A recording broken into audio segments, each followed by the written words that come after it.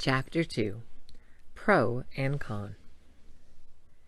At the period when these events took place, I had just returned from scientific research in the disagreeable territory of Nebraska in the United States. In virtue of my office as assistant professor in the Museum of Natural History in Paris, the French government had attached me to that expedition. After 6 months in Nebraska, I arrived in New York toward the end of March, laden with a precious collection. My departure from France was fixed for the first days in May. Meanwhile, I was accompanying myself in classifying my mineralogical, botanical, and zoological riches when the accident happened to the Scotia. I was perfectly up in the subject, which was the question of the day. How could I be otherwise? I had read and reread all the American and European papers without being any nearer a conclusion. This mystery puzzled me. Under the impossibility of forming an opinion, I jumped from one extreme to the other. That there really was something could not be doubted, and the incredulous were invited to put their finger on the wound of the Scotia.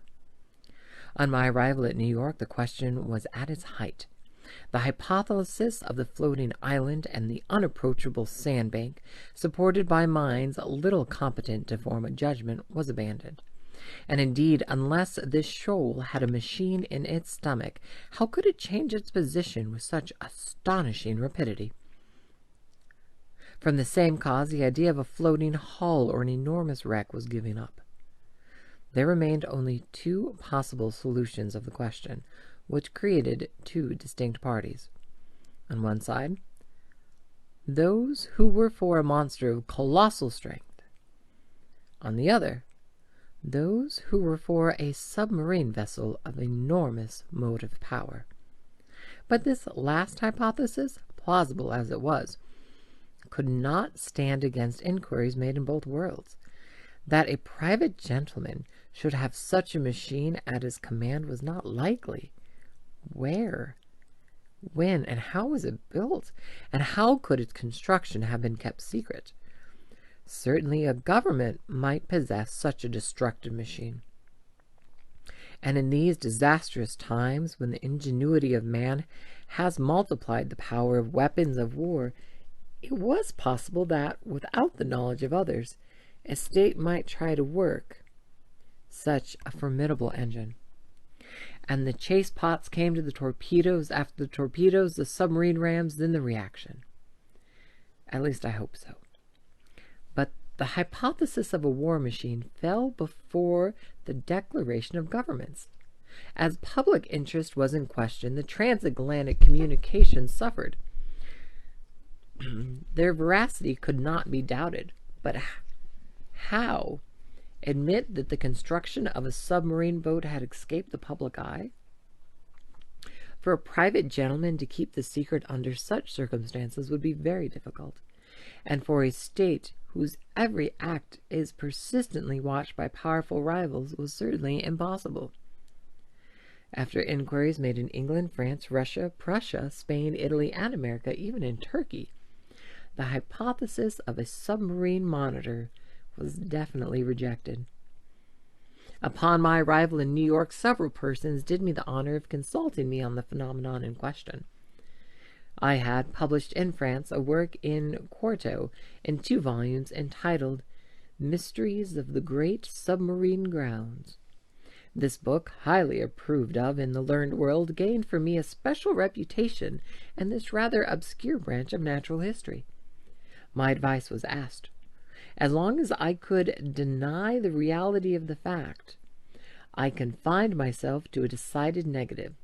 But soon, finding myself driven into a corner, I was obliged to explain myself categorically, and even, quote, the Honorable Paris Honorat, professor in the Museum of Paris, quote, was called upon by the New York Herald to express a definite opinion of some sort.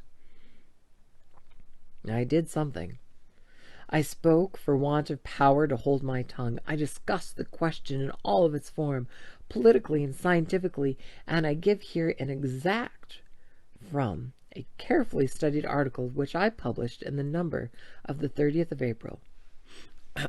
It ran as follows. After examining one by one the different hypotheses, rejecting all other suggestions, it becomes necessary to admit the existence of a marine animal of enormous power. The great depths of the ocean are entirely unknown to us. Soundings cannot reach them. What passes in those remote depths? What beings live or can live 12 or 15 miles beneath the surface of the waters? What is the organization of these animals? We can scarcely conjecture. However, the solution of the problem submitted to me may modify the form of the dilemma. Either we do know all of the variety of beings which people our planet, or we do not. And if we do not know them all, if nature has still secrets and ichthyology for us, nothing is more conformable to reason than to admit the existence of fishes or cetaceans or other kinds or even new species, or an organization formed to inhabit the strata inaccessible to soundings, and which an accident of some sort, either fantastical or capricious, has brought at long intervals to the upper level of the ocean. If, on the contrary, we do know all living kinds, we must necessarily seek for the animal in question amongst those marine beings already classed. And in that case, I should be disposed to admit the existence of a gigantic narwhal. The common narwhal, or unicorn of the sea, often attains a length of 60 feet. Increase its size 5-fold or 10-fold, give its strength proportionate to its size, lengthen its destructive weapons, and you obtain the animal required. It will have the proportions determined by the officers of the Shannon, the instrument required by the perforation of the Scotia, and the power necessary to pierce the hull of the steamer. Indeed, the narwhal is armed with a sort of ivory sword, a halberd, according to the expression of certain naturalists. The principal tusk has the hardness of steel. Some of these tusks have been found buried in the bodies of whales, which the unicorn always attacks with success. Others have been drawn out, not without trouble, from the bottoms of ships, which they had pierced through and through, as a gimlet pierces a barrel. The Museum of the Faculty of Medicine of Paris possesses one of these defensive weapons, 2 yards and a quarter in length, and 15 inches in diameter at the base. Very well. Suppose this weapon to be 6 times stronger, and the animal 10 times more powerful. Launch it at the rate of 20 miles an hour, and you obtain a shock capable of producing the catastrophe required. Until further information, therefore, I shall maintain it to be a sea unicorn of colossal dimensions, armed not with a halberd but with a real spur, as the armored frigates or the rams of war, whose massiveness and motive power it would possess at the same time. Thus may this inexplicable phenomenon be explained, unless there be something over and above all that one has ever conjectured, seen, perceived, or experienced, which is just within the bounds of possibility. These last words were cowardly on my part, but up to a certain point I wished to shelter my dignity as professor, and not give too much cause for laughter to the Americans who laugh well when they do laugh. I reserved for myself a way of escape. In effect, however, I admitted the existence of the monster. My article was warmly discussed, which procured it in a high reputation. It rallied around it a certain number of partisans. The solution it proposed gave at least full liberty to the imagination. The human mind delights in grand conceptions of supernatural beings, and the sea is precisely the best vehicle, the only medium through which these giants, against which terrestrial animals such as elephants or rhinoceroses are as nothing, can be produced or developed. The industrial and commercial papers treated the question chiefly from this point of view. The Shipping and Mercantile Gazette, the Lloyd's List, the Packet Boat, and the Maritime and Colonial Review, all papers devoted to insurance companies, which threatened to raise their rates or premiums, were anonymous at this point. Public opinion had been pronounced. The United States were the first in the field, and in New York they made preparations for an expedition destined to pursue this narwhal. A frigate of great speed, the Abraham Lincoln, was put in commission as soon as possible. The arsenals were opened to Commander Farragut, who hastened the arming of this frigate.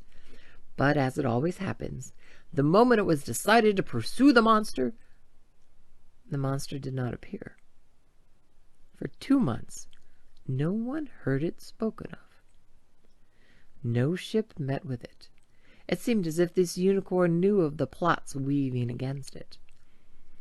It had been so much talked of, even through the Atlantic cable, that jesters pretended that this slender fly had stopped a telegram on its passage and was making the most of it. So the frigate had been armed for a long campaign and provided with formidable fishing apparatus. No one could tell what course to pursue. Impatience grew apace when, on the 2nd of June, they learned that a steamer of the line of San Francisco from California to Shanghai had seen the animal 3 weeks before in the North Pacific Ocean. The excitement caused by this news was extreme.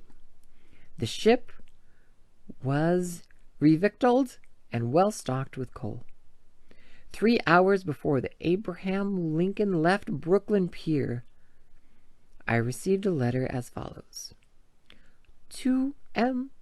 Aronnomax, professor in the Museum of Paris, Fifth Avenue Hotel, New York. Quote, Sir, if you will consent to join the Abraham Lincoln in this expedition, the government of the United States will with pleasure see France represented in the enterprise. Commander Farragut has a cabin at your disposal. Very cordially yours, J.B. Thompson, Secretary of Marine.